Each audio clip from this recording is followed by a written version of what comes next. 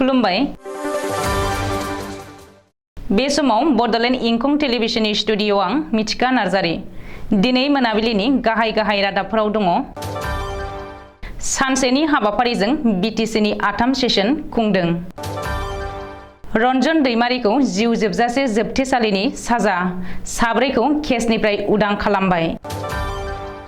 आसामाव आरोबाव सा 25 पिएफआइ दैदेनगिरि सोद्रोमा हमदों। गुवाहाटीनि अख्राङाव रौनियानि फाइटार जेट गं 9 फाइटार जेटआ दावहानि आदब खायदा दिन्थिफुंदों।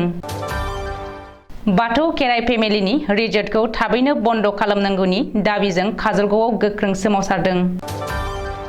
देबोरगाव गेलेग्रा फोथाराव आलादा बडलेण्ड बिनानै बनसुनि सुबुं गौमा।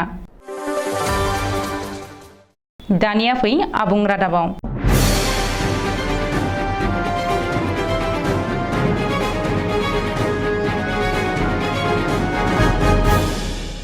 बिटिसिनि सेक्रेटारियेट मावख'आव दिनै सानसेनि हाबाफारिजों बिटिसि एसेम्ब्लिनि 8 सेसन खुंदों।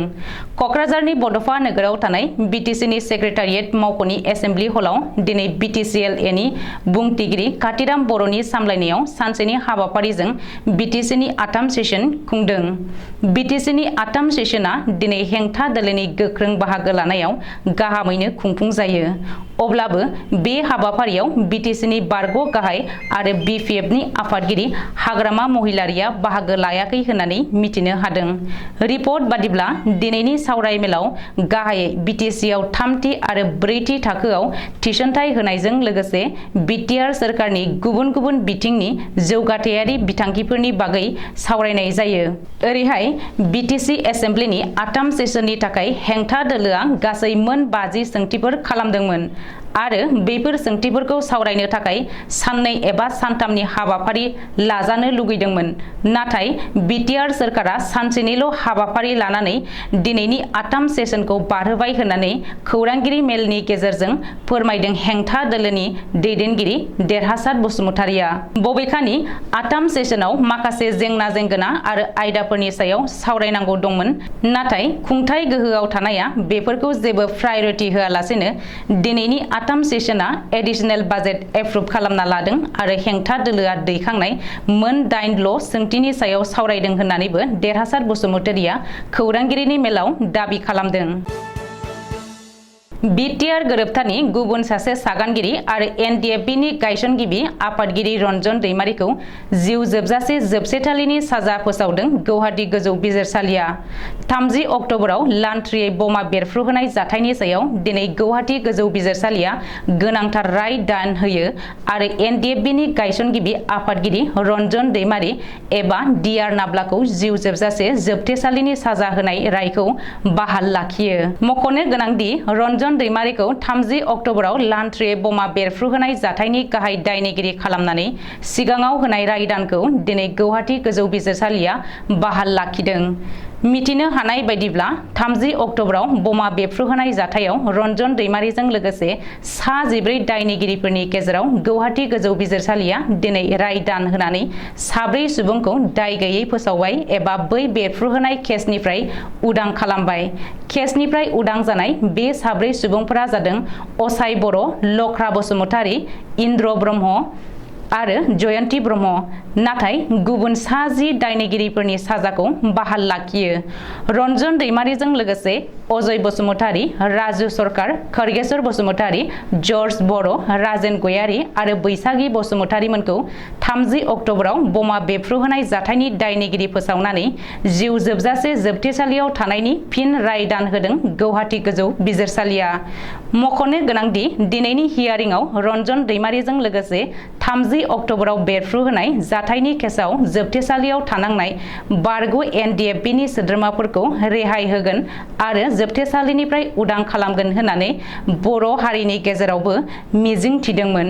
एबसु, इउबिपिअ आरो एनडिएफबिनि मोनब्रैबो हानजाया मिरु सोरखार आरो आसाम सोरखारजों 2020 मायथाइयाव बिटिआर गोजोन गोरोबथा खालामखांनायनि उनाव बिटिआर गोरोबथानि गुबुन सासे सागानगिरि आरो एनडिएफबिनि गायसनगिरि आफादगिरि रन्जन रन्जन दैमारिखौ जोबथेसालियाव सोफिननायखौ बर' हारिया गोरलैयैनो गनायनानै लानो हायाखै।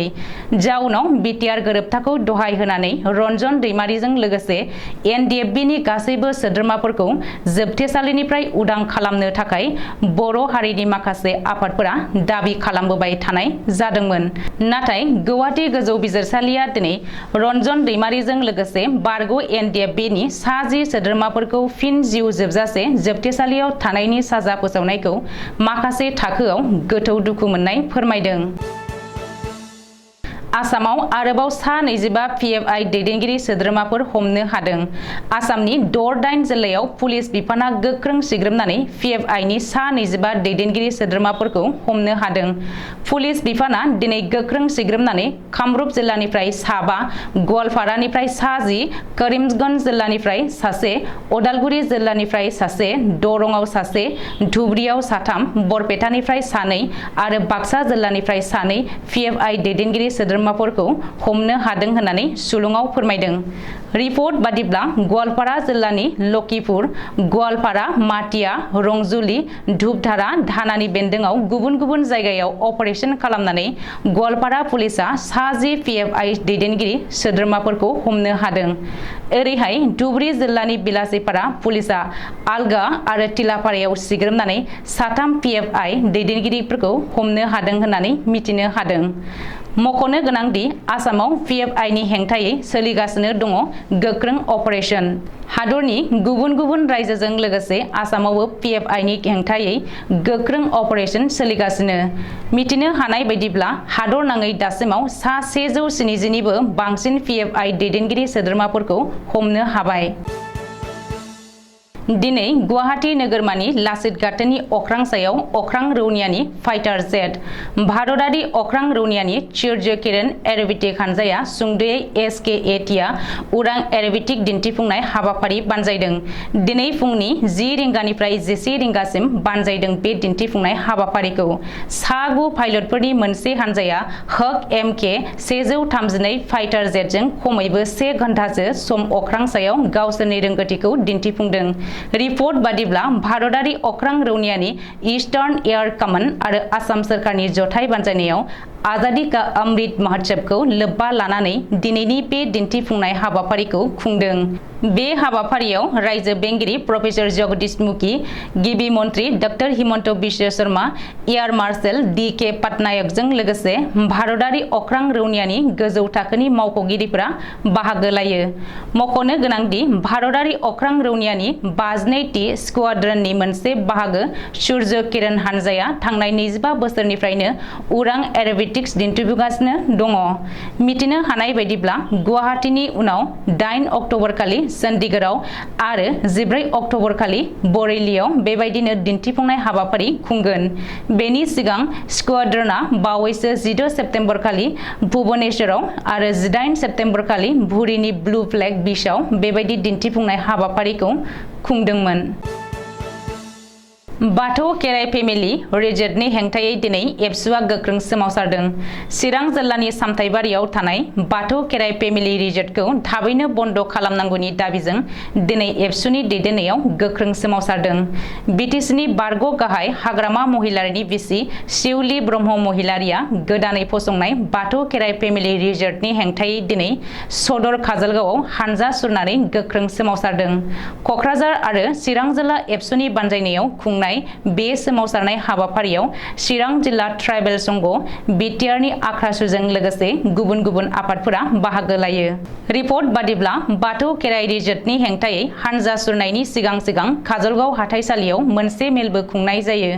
हानजा सुरनायखौ काजलगाव हाथाइसालिनिफ्राय जागायनानै 31 नं राजा लामाजों थांनानै जिल्ला बेंगिरि मावख'आव फोजोबहैयो आरो हानजा सुरनानै सोमावसारनायखौ लोब्बा लानानै एबसुनि मोनसे थान्दै हानजाया चिरां जिल्ला बेंगिरि बिजय भास्कर रेड्डीनि जोहै गिबि मन्त्रि डक्टर हिमन्त बिश्व शर्मानो गांसे गोसोखां बिलाइ दैथायहरनाय जायो।